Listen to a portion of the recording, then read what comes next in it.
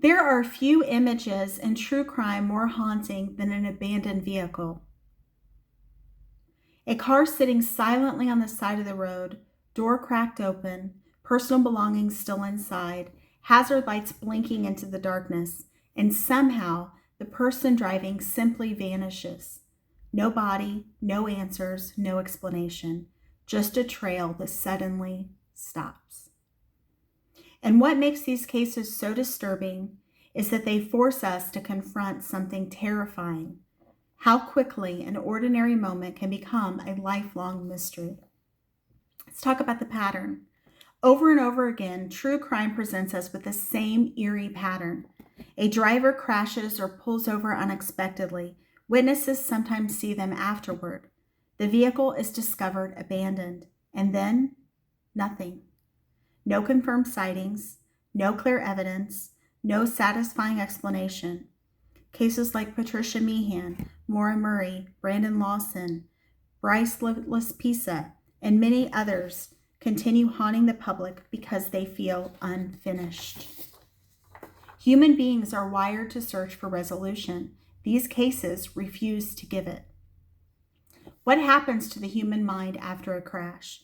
One thing many people underestimate is how profoundly a crash or traumatic event can affect human behavior in the immediate aftermath. Shock changes people. Head injuries create confusion. Adrenaline distorts reasoning. Fear alters decision making. Some people flee irrationally.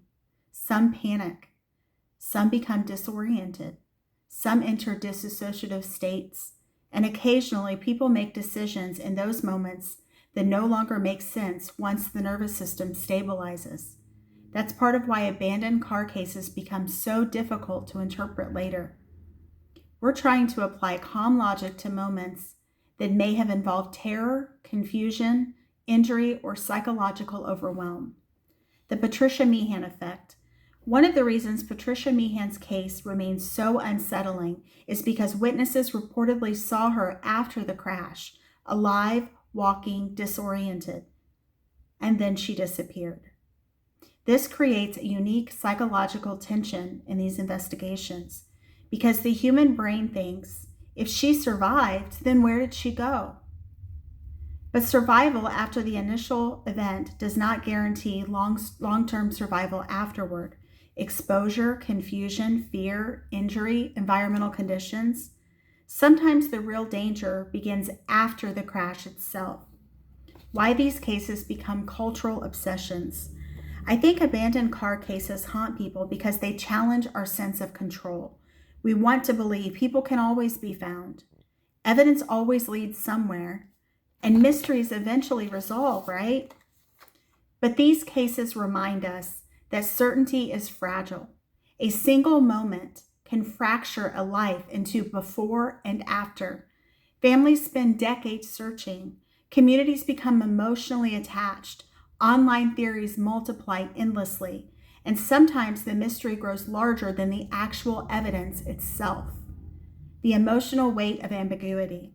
The hardest part for families is not knowing whether someone suffered, not knowing whether they chose to leave, not knowing whether they're alive or gone. Ambiguous loss is psychologically brutal because the nervous system never fully settles. There's no clean ending, no full grieving process, no definitive answer, only questions. And questions can haunt people for generations. In closing, maybe abandoned car cases disturb us so deeply because they force us to confront how vulnerable human beings really are. One minute someone is driving home, thinking about dinner, work, their family, tomorrow morning, and then suddenly they become a mystery the world spends decades trying to solve. Thank you so much for tuning in to Grace and Gavel. My name is Buffy. I appreciate your support. I know that there's a lot of options out there, and I appreciate that you're tuning in. If you got value from this, please feel free to like and subscribe. I'd greatly appreciate it. Also, I just want to say, hopefully you'll come back and see us again soon. And I hope that you enjoyed this podcast. Have a great day and hope to see you again soon. Bye-bye.